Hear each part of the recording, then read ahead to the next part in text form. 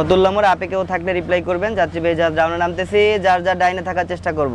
জাহাজ চালানোর ক্ষেত্রে সব থেকে বড় প্রতিবন্ধকতা হচ্ছে এই যে বাল্কহেডগুলো। ছোট নদীতে যত অ্যাক্সিডেন্ট দেখবেন, ট্রলার বা নৌকার কোনো অ্যাক্সিডেন্ট কখনোই হয় না, এই বাল্কহেডের কারণে আপনার অ্যাক্সিডেন্টগুলো হয়। এগুলোর কথা বলছিলাম, এগুলো হচ্ছে বাল্কহেড। এদের কোনো নিয়ম নীতি নাই, এরা যেভাবে এদের সুবিধা সেভাবেই চালায়। দেখেন ওর কিন্তু ওই জাহাজটা কিন্তু বামে জায়গা আছে, ওরে কিন্তু মাইকে বলার পর সাইড দিচ্ছে, এরা কিন্তু ওর মতন চালাও, এনে কিন্তু হরেন দিচ্ছিল, কিন্তু ওইভাবে তারা অ্যাক্সিডেন্টগুলো এভাবেই হয় আর কি।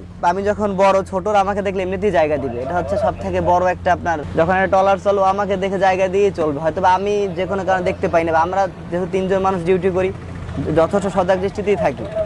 সামনে দিনের বেলা তেমন সমস্যা হয় না, রাতে তো আমরা মূলত বেসিক্যালি বাতি দেখি জাহাজ পরিচালনা করি। ওদেরও সিগন্যাল আছে, আমরা ওই সিগন্যাল অনুযায়ী বুঝতে পারি যে এটা মাছের ট্রলার বা একটা এমনি ট্রলার আসতেছে। তারপরে যে যাত্রাপথে কিছু একটা হয়ে যায়, পোর্টের সাথে যোগাযোগ করি, যেমন চাঁদপুর যে পোর্ট আছে বা মুন্সিগঞ্জের পোর্ট আছে, ওদের টিআইর সাথে আমাদের যোগাযোগ হয় ভিএসএফে। তো ওনাদের দিক নির্দেশনামূলক বা আমার অবস্থা বুঝে ব্যবস্থা, যেমন এখানে একটা বাতাস ছাড়লো, আমি যদি কিনারে ভিড়ে সেফ থাকতে পারি সেক্ষেত্রে আমি সেফ থাকার চেষ্টা করি। এটা তো সাগর না যে সাগরের মাঝখানে রইলাম, বড় বিপদ হলে কি করবো।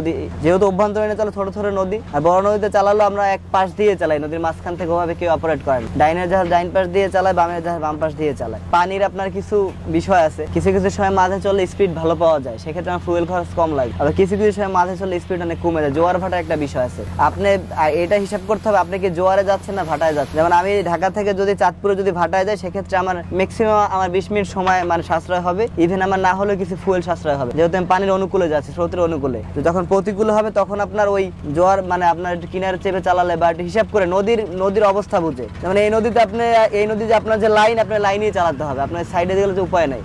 বড় নদীর ক্ষেত্রে ওই রকমের সিস্টেমটা। দিনের জাহাজগুলো সার্ভিসটা মেনটেন করে আমরা চালাই, যেমন চাঁদপুরে আপনার ম্যাক্সিমাম টাইম হয় 3 ঘন্টা 30 মিনিট। তো আপনার চাঁদপুরে ছোট আর বড় না, যারা চাঁদপুরে দিনে যারা জাহাজ চালায় দেখবেন আপনি সেই আপনার বোগদা দিয়ে 7 আমাদের সবথেকে বড় ভেসেল এই কোম্পানির। তো ওই বোগদা দিয়ে 7 3 ঘন্টা 30 মিনিটে ঢাকা থেকে চাঁদপুরে পৌঁছে, আমার টাইমটাও সেম। মানে বিষয়টা হচ্ছে দিনের জাহাজে টাইম মেনটেন করে চালাতে হয়, রাতের জাহাজে দেখা গেলে দেরি হলে সমস্যা হয় না। তো দিনে আপনার যখন জাহাজগুলো চালা আমার একটা অ্যাভারেজ একটা স্পিড থাকে, আমি ওই স্পিডই রাখার চেষ্টা করি। যেহেতু আমার জিপিএস আছে, জিপিএস স্পিড দেখতে পাই, স্পিড কমলে আমি এখান থেকে ইঞ্জিন মানে বাড়াই, বা যদি বেশি হয়ে যায় যে আমার টাইমের থেকে খুব দ্রুত চলে যাচ্ছে, আবার ইঞ্জিন কমাতে হয়। মানে অ্যাভারেজ টাইম মেনটেন করে জাহাজটা মানে এই পরিচালনা করতে হয়। আপনার অভ্যন্তরীণে যে সমস্ত জাহাজ চলাচল করে সেক্ষেত্রে টুকিটাকি যেগুলো থাকা দরকার সবগুলো আছে, শুধুমাত্র রেডার আর ইকো সাউন্ডার ব্যতীত।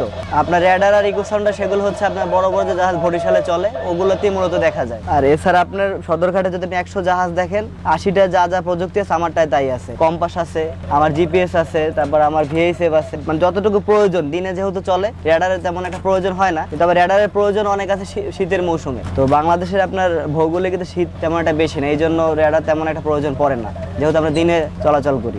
রাতেও চলে, ওদিক থেকে আমরা সন্ধ্যা 7টা 25-এ ছেড়ে আসি, এই যে ঢাকা থেকে হচ্ছে আপনার 10টা 25-এ ছেড়ে যায়। না আসলে অভিজ্ঞতা হচ্ছে বড় বিষয় হয় কি, মানে প্রথম অবস্থাতে সবাই একটু সমস্যা হয়, আমার যে হয়নি তেমনটা না। তারপরও আপনার শীত মৌসুমে আমি আবারও বলতেছি উইন্টারে একটু বেশি সমস্যা হয়। মানে কুয়াশার সাথে আপনার যত প্রযুক্তি থাকুক না কেন পেরে ওঠা যায় না। আপনার যত বড় বড় আপনি দেখবেন এই যে মুন্সিগঞ্জ ব্রিজে, আপনি হয়তো বা মুন্সিগঞ্জ গেলে ব্রিজে দেখবেন এইবার শীতে অ্যাক্সিডেন্ট হয়েছে অনেকগুলো জাহাজ, 3-4টা জাহাজ অ্যাক্সিডেন্ট করছে, নামগুলো বলতে চাচ্ছি না, কিন্তু 3-4টা জাহাজই সকল ধরনের প্রযুক্তি ছিল, রেডার বলেন ইকো সাউন্ডার বলেন যা থাকে একটু আপ টু বটম এটুদের সব প্রযুক্তি ছিল, তারপর সেই জাহাজগুলো অ্যাক্সিডেন্ট করছে। তো এই জন্য শীতের মৌসুমে হচ্ছে কুয়াশার কারণে রাডারের আপনার রেডিংও সে ভালোভাবে পাওয়া যায় না।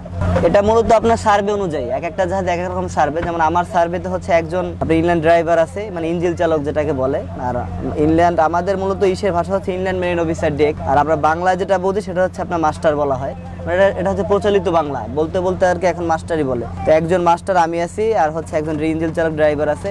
ইঞ্জিন ব্যবস্থাপনার জন্য একজন গ্রিজার সবসময় যে চালায়, আর এরা হচ্ছে আবার সাথে এরা হচ্ছে ডেক অফিসার শুদ্ধতে যেটা বলে, আর আমাদের জাহাজি ভাষা যেটা বলে সুকানি। নাবিক টোটাল 10 জন আছে, স্টাফ যেগুলো বলে লস্কর যেটাকে বলি আমরা, জাহাজ ধরে বা জাহাজের সাজসজ্জা সবকিছু মিলিয়ে এরকম 4 জন আছে। আর হচ্ছে আপনার টিকিট মাস্টার আছে 2 জন, আর কেবিনের যে সার্ভিস দেয় কেবিন বয় যেটাকে বলে ওই আছে 1 জন, আর সুপারভাইজার আছে 1 জন। টোটাল আমার স্টাফ হচ্ছে 13 জন বাবুর্চি সহ। আপনার ইনল্যান্ড যেটা অভ্যন্তরীণ নদী বন্দর আমরা যারা জাহাজ পরিচালনা করি, সেই আপনার বরিশালের 4তলা যে জাহাজটা যে ল ফলো করে, আমারও একদম সেম টু সেম সেই লই ফলো করতে হয়। আমি যখন একটা জাহাজকে ক্লোজ করব, আমার ওর সাথে যেভাবে কন্ট্যাক্ট করতে হবে, ইভেন আমাকে বড় একটা জাহাজ যখন ওভারটেক করবে আমার সাথে মানে সেভাবেই কন্ট্যাক্ট করতে হবে। লর ক্ষেত্রে কোনো ভিন্নতা নাই, শুধুমাত্র আপনার ভেসেলের ক্ষেত্রে ছোট বড় আছে। এ তো সামনে ঘন্টি আছে বা এই যে টেলিগ্রাফ আপনার যদি ইয়ে করে, মানে সেক্ষেত্রে এটা আমার ওদের ভিতরেই, হয়তো অন্য কোনো জাহাজ এভাবে ডাকে না, তাদের কলিং বেল সিস্টেম আছে, আমি এভাবে ডাকি, আমি ডাকলে হয়তো ওরা চলে আসে, দেখবেন হয়তো শুনতে মানে চলে আসবে। এমনিতে আপনি স্টাফ যদি ডাকে সেক্ষেত্রে 4 ঘন্টা দিতে হয়, 4টা ঘন্টা দিলে বলবে ওদের ডাকতেছে। আর আপনার যদি গ্রিজার ডাকে সেক্ষেত্রে 5টা, বাবুর্চি ডাকলে 6টা, এভাবে আর কি পর্যায়ক্রমে ঘন্টা সিস্টেমটা এরকমের। আমার তো এখানে সামনে আছে যেহেতু যাত্রীবাহী জাহাজ, সামনে আছে আর ভিতরেও আছে, এটা এখান দিলে ইঞ্জিন রুমে শব্দটা চলে যায়। আর যেটা দিলাম এভাবেও ডাকা যায়, যে যেরকম ভাবে ইয়া করে। বর্তমানে স্টিয়ারিং সিস্টেম হচ্ছে আপনার 4 প্রকার, ইলেকট্রিক, তারপর আপনার হাইড্রোলিক, তারপর হচ্ছে ইলেকট্রো হাইড্রোলিক, আর হচ্ছে ম্যানুয়াল। আমার যেটা আছে এটা হচ্ছে ম্যানুয়াল। ইনল্যান্ডে যাত্রীবাহীতে যেগুলো দেখা যায় সেগুলো হচ্ছে ম্যাক্সিমাম ইলেকট্রিক হাইড্রোলিক। হাইড্রোলিকে অপারেট করা যায় বা রিমোটের মতন ইলেকট্রো যেটাকে বলে এটা। আর আমারটা যেটা আছে এটা ম্যানুয়াল।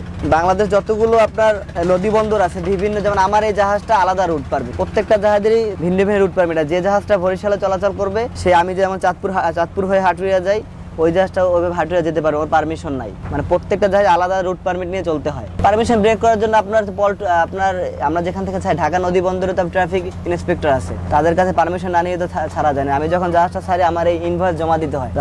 আমি ইনভয়েস জমা না দিয়ে জাহাজ ছাড়তে পারবো না, যে কোনো সময় আমাকে ম্যাজিস্ট্রেট ধরতে পারে। ছোট লঞ্চের কারণে বড় লঞ্চাররা কেউ সমস্যা পায় না যদি না তাদের সাথে যোগাযোগ থাকে। সমস্যা তখনই হয় যখন আপনার সাথে আমার যোগাযোগটা হবে না। এখন আমি ফতুল্লা টার্নিংটা নিতেছি, এখন যদি আমি যোগাযোগ না করি ওপরে একটা জাহাজ আসলে অ্যাক্সিডেন্ট হবেই। হ্যাঁ, এখন তো হয় কি, এখন সবগুলো আপনি হাইড্রোলিক সিস্টেম বের হয়েছে। সাইডে জয়স্টিক আছে, ডানে বামে করলে জয়স্টিকে ডানে বামে, সেগুলো আমাদের নাই। ছোট জাহাজের ক্ষেত্রে সেগুলো এবং থাকে না। ছোট বলতে কি, আপনার অভ্যন্তরীণ আপনি খুব কম পাবেন, মানে হাতে কোনো 100-এর ভিতরে 10টা জাহাজে পাবেন কিনা সন্দেহ আছে। ম্যাক্সিমামই আপনি এরকমই চলতেছে না। এখন বিষয়টা হয়েছে কি, বাংলাদেশের আপনার যত নদী আছে সব রুটেই সমস্যা আছে। আমি যে রুটে যাই, আমি কিন্তু একদম শরীয়তপুর লাস্ট যে স্টেশন হাটুরিয়া ওই পর্যন্ত যাই, তো চাঁদপুর পর্যন্ত ওভাবে সমস্যায় পড়তে হয় না। আপনার ভিতর থেকে ঈদগাহ ফেরিঘাট যেটাকে বলে শরীয়তপুর, ওই ঈদগাহ ফেরিঘাটের ওই যে আপনার যে চ্যানেলটায় ঢুকলে সেক্ষেত্রে আপনার এরকম প্রতিবন্ধ সৃষ্টি হয়। সেক্ষেত্রে আমার যদি একটা ইকো সেন্টার থাকে আমি খুব সহজেই নির্ণয় করতে পারি আমার পানিটা শো করতেছে যে আমার নিচে কতটুকু পানি আছে। যেহেতু আমার ইকো সেন্টার না, সেক্ষেত্রে অভিজ্ঞতার আমাদের যে 3 জন আছি, 3 জনে পরামর্শ করি আর পরিচালনা করি যে ওই পাশ থেকে গেলে ভালো হবে বা ডান থেকে যায় বা বাম থেকে যায়, মানে আইডিয়ার উপরে চালাতে হয়।